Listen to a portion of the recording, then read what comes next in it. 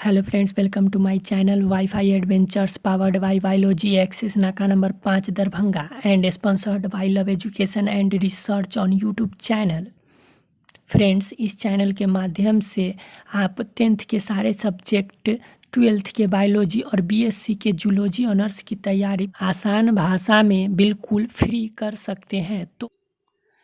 तो यदि आप हमारे चैनल पर नए हैं तो हमारे चैनल को सब्सक्राइब कर बेल आइकन को ऑल पर क्लिक कर लें ताकि हमारे वीडियो का नोटिफिकेशन आप तक जल्द पहुंच सके। आज हम लोगों का चौथा क्लास है। आज हम लोग देखने वाले हैं डेवलपमेंट ऑफ फ्रॉग। लेकिन उससे पहले मैं आपको एक बात बता देना चाहूँगा कि जिन लोगों का केमिस्ट्री सब्सिडी है उनके लिए हमारी जो टीम है सब मिलकर गैस तैयार की है। तो जिनको लेना होगा उसके लिए हम डिस्क्रिप्शन में लिंक दे देंगे, अपना जाकर ख़रीद सकते हैं। साथ में जो डे 1, डे 2 और डे 3 का क्लास नहीं किए हैं वो जाकर डे 1, डे 2 और डे 3 का क्लास कर लेंगे, उसका भी लिंक हम दे देंगे। क्योंकि हम लोग वही क्वेश्चन का तैयारी करवा रहे हैं जो एग्ज़ाम में 100% पूछेगा। तो ध्यान से पढ़िए और 75% प्लस मार्क से पास कीजिए। तो चालू करते हैं आज का क्लास। डेवलपमेंट ऑफ फ्रॉग, इसका इंट्रोडक्शन सबसे पहले देखेंगे। फीमेल मेढक वर्षा काल के समय स्वच्छ जल में अंडे देती है। जो फीमेल मेढक होती है वो वर्षा काल के समय यानी कि बारिश के समय में जो स्वच्छ जल होता है वहाँ पर अंडा देती है। दूसरा, मेढक उभयचर वर्ग का होता है। यानी उभयचर का क्या मतलब हुआ कि वह पानी में भी रह सकता है और ज़मीन पर भी रह सकता है। तो वह उभयचर वर्ग का जंतु है जो पानी तथा जमीन पर रहता है। ठीक है। मेढक का तापमान वातावरण के ताप के अनुसार घटता या बढ़ता रहता है। यानी कि मेढक का जो तापमान होता है, जैसा वातावरण रहेगा वैसा उसी प्रकार से वह अपना बॉडी का टेम्परेचर को ढाल लेता है। यह ठंडी के मौसम में ठंड से बचने के लिए पोखर आदि की निचली सतह की मिट्टी को लगभग 2 फुट की गहराई तक खोदकर उसी में पड़ा रहता है। यहाँ तक कि कुछ खाता भी नहीं है, मतलब कि मिट्टी 2 फुट की गहराई के नीचे वो रहता है और कुछ खाता भी नहीं है। अगला देखेंगे, मेढक के 4 पैर होते हैं। पीछे के 2 पैर बड़े होते हैं जिसके कारण वह लंबी उछाल लगा पाते हैं। मेढक के अगले पैर में 4 तथा पिछले पैर में 5 झिल्लीदार उंगलियां होती है जो इसको तैरने में सहायक करती है। पीछे का जो 5 उंगली होती है जिसके कारण से यह एक जगह से दूसरे जगह उछल कर जाती है या उस पानी में वह तैर पाती है। मेढक के गले में आवाज़ का चैम्बर होता है। बारिश के समय में फीमेल टरटराहट के माध्यम से रिप्रोडक्शन के लिए मेल को आकर्षित करती रहती है। यानी टरटराहट के माध्यम से वह मेल मेढक को अपनी ओर जो है बुलाती रहती है। किसके लिए? तो रिप्रोडक्शन करने के लिए। उसके बाद जो इंट्रोडक्शन के बाद लिखेंगे फर्टिलाइजेशन यानी कि निषेचन। यह जो है अगुणित हैप्लॉइड शुक्राणु और अंडाणु के केंद्रों का समेकन होने पर द्विगुणित डाइप्लॉइड जाइगोट बन जाता है। इस प्रक्रिया को ही हम कहते हैं निषेचन।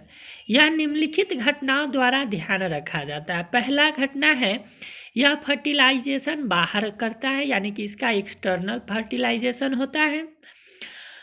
यह मोनोस्पर्मी होता है अर्थात केवल एक शुक्राणु अंडे के साथ फ्यूज करेगा। तीसरा बात लिखेंगे, निषेचन अंडे इतने दूर घूमता है कि पशु गोलार्ध ऊपर चला जाता है, यानी जो फ्यूज होगा वह पानी में तैरता रहेगा। चौथा बात देखेंगे, जैसे जैसे पानी में तैरती रहेगी एग का मोटाई उतना ही बढ़ता रहेगा। 5वां पॉइंट देखेंगे, कोई भी कोशिकाओं के निर्माण करने के लिए उसके अंदर सेल डिवीजन का होना जरूरी होता है। अगला, स्पर्म अपने सेंटर पर 40 डिग्री से रोटेट करता रहता है।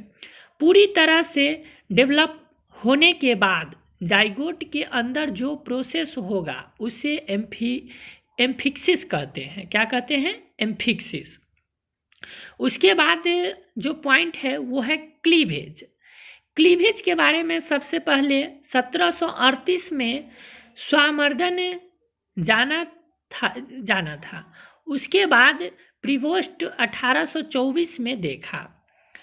यह जो स्वामर्दन थे उन्होंने जाना उसके बारे में, और प्रिवोस्ट जो थे उन्होंने उसको देखा कि क्लीवेज पूरे तरह से होलोब्लास्टिक और अनइक्वल होता है। कुछ इस प्रकार से उन्होंने देखा। क्या देखा? पहला स्टेज में क्लीवेज मेरी डायगोनल होगा। दूसरा स्टेज में क्लीवेज के चारों तरफ खोखलापन आ जाएगा। तीसरा स्टेज में बच्चा फ्यूजन के लिए बीच में आने लगेगा। चौथा स्टेज में क्लीवेज के नेचर डबल और मेरी डायगोनल होगा। पांचवा स्टेज में क्लीवेज लैटिट्यूडनल होगा। उसके बाद हम लोग देखेंगे ब्लास्टुलेशन। क्लीवेज के बाद देखेंगे ब्लास्टुलेशन। क्लीवेज के अंत में कोशिका का ठोस समूह जिसमें ब्लास्टोमर और ब्लास्टुला का अगला चरण होता है उसे हम कहते हैं ब्लास्टुलेशन या ब्लास्टुलेशन सेल।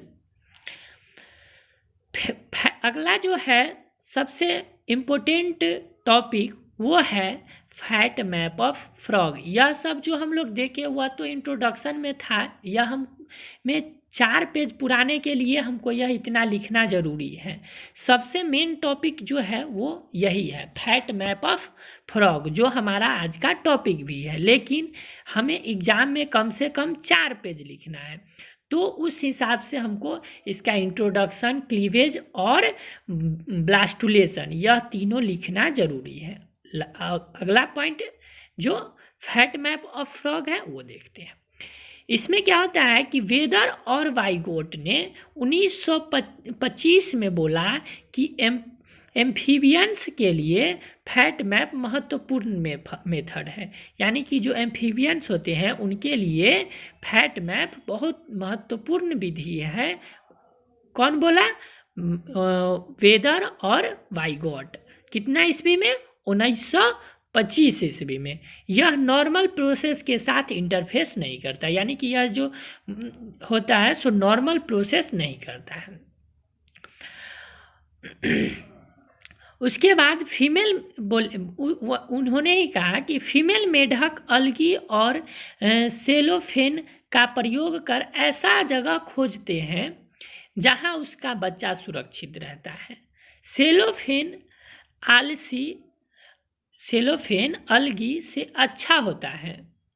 यह एक डिजायर शेप का सेल होता है जिसमें उसका बच्चा पल रहा होता है। यानी आप लोग सेलोफेन का नहीं समझे। सेलोफेन होता है जैसे जहाँ पानी गिरता है, और पानी गिरने के क्रम में क्या होता है कि वहाँ पर फेन बनने लगता है। वह जो फेन होता है उसी फेन को हम लोग कहते हैं सेलोफेन। तो फीमेल मेढक क्या करती है, उस सेलोफेन में अपने बच्चे को, अपने अंडे को वहाँ पर छुपा देती है ताकि कोई दूसरा जीव उसे खा न जाए या उसके बच्चे को कोई नुकसान न हो। सेलोफेन अलगी यानी कि अगर से अच्छा होता है।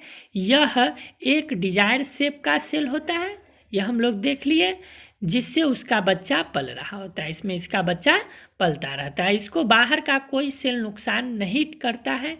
इसमें 3 रीजन में बढ़ जाते हैं। यह जो है ये 3 रीजन में बढ़ता है। कौन कौन? पहला तो रीजन हो गया द वेजिटल रीजन। इसमें क्या होता है, इसमें कोई कलर नहीं होता है।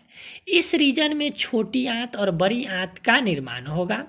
इसमें मिडगट से हिंडगट तक बन जाता है। मिडगट से हिंडगट तक इसी में इसका निर्माण हो जाएगा। दूसरे रीजन में इक्टोडर्म का निर्माण होगा। इसमें बाहरी लेयर यानी त्वचा का निर्माण होगा। फिर सेंट्रल नर्व सिस्टम में ब्रेन, स्पाइनल कॉर्ड और सेंस ऑर्गन का निर्माण होगा।